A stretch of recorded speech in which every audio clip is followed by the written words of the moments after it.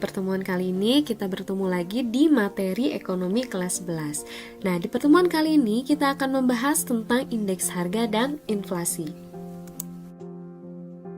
Materi apa aja yang akan kita bahas di pertemuan kali ini? Jadi kita akan membahas tentang indeks harga, di mana indeks harga itu meliputi ada pengertian, macam-macam, metode perhitungan, dan contoh soalnya. Kemudian kita juga akan membahas tentang inflasi.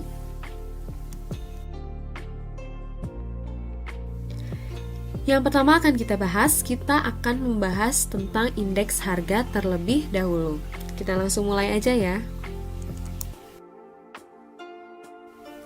Sebelum masuk ke indeks harga, kita harus tahu dulu apa yang dimaksud dengan indeks.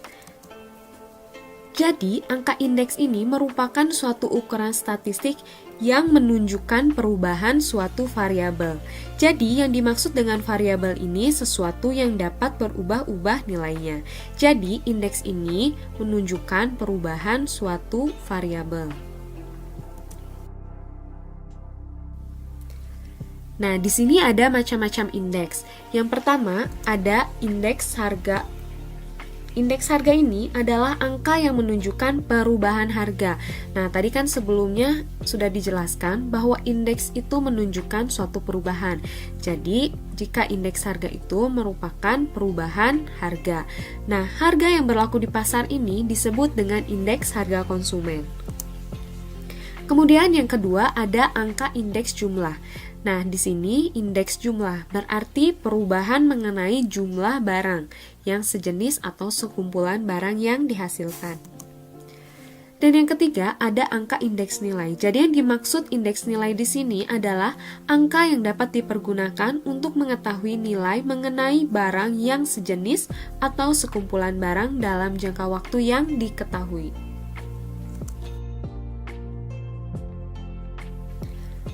Nah, dalam menghitung indeks harga, kita harus tahu tujuan untuk menghitung indeks harga itu apa saja.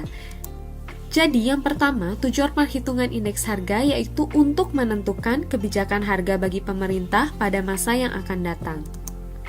Kemudian, untuk membandingkan tingkat kemajuan ekonomi suatu negara. Dan yang terakhir, untuk mengetahui faktor-faktor penghambat kemajuan ekonomi suatu negara.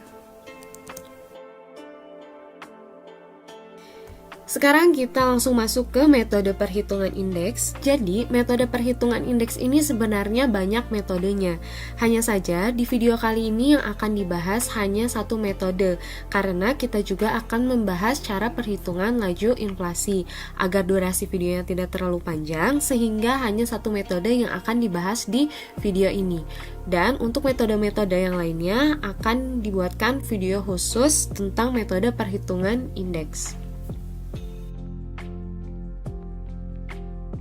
Metode perhitungan indeks yang akan kita bahas di video kali ini yaitu indeks harga tidak tertimbang dengan metode agregatif sederhana yang meliputi 3 angka indeks. Yang pertama yaitu ada angka indeks harga, angka indeks kuantitas, dan angka indeks nilai.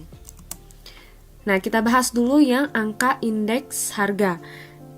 Dengan dilambangkan P berasal dari kata price, sehingga IP ini adalah lambang dari indeks harga dengan rumus sigma PN dibagi sigma P0 dikali 100. Nah, sigma ini adalah jumlah, P itu adalah harga, kemudian N itu adalah angka indeks yang akan dihitung, sedangkan 0 itu adalah angka indeks tahun dasarnya. Nah, jadi yang dimaksud dengan tahun dasar ini adalah periode di mana keadaan perekonomiannya itu sedang stabil. Jadi biasanya tahun dasar itu adalah sama. Jadi misalnya ditentukan tahun dasar tahun 2010.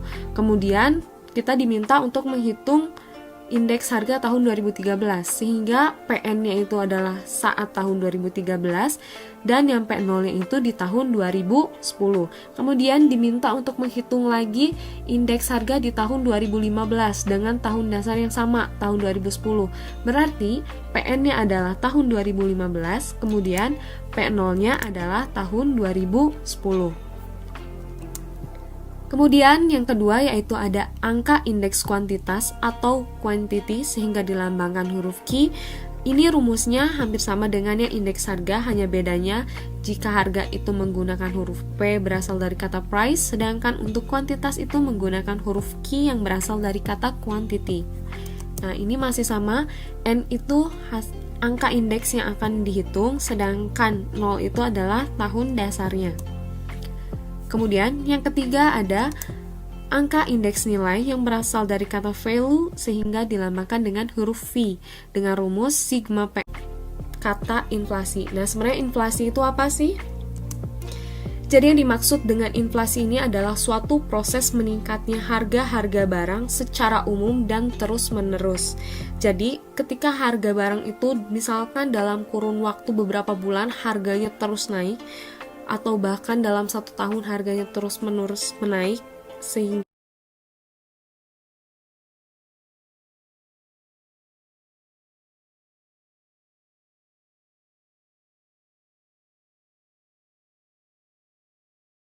pernah dengar kan kata inflasi. Nah, sebenarnya inflasi itu apa sih? Jadi yang dimaksud dengan inflasi ini adalah suatu proses meningkatnya harga-harga barang secara umum dan terus-menerus.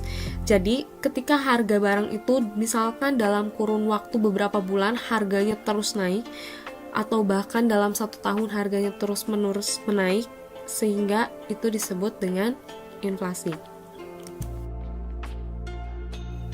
Kemudian di sini ada penyebab inflasi.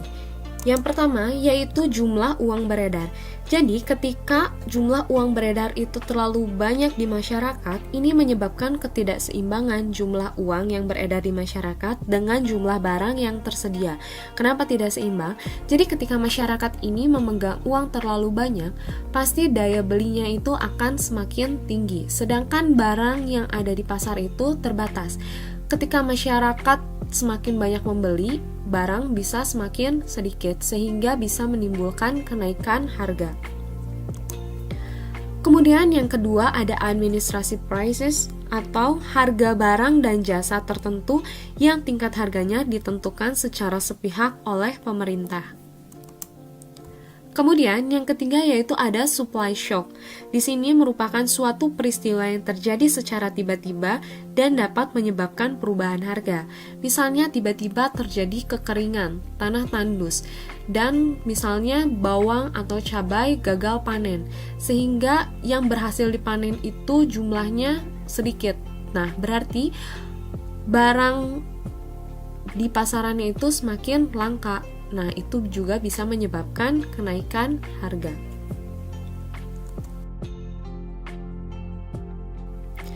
Nah, di sini ada jenis-jenis inflasi berdasarkan tingkat keparahannya. Yang pertama yaitu inflasi ringan. Jadi yang termasuk inflasi ringan itu di bawah 10% per tahun. Kemudian inflasi sedang yaitu 10% sampai 30% per tahun. Inflasi berat 30% sampai 100% per tahun, dan hyperinflasi di atas 100%.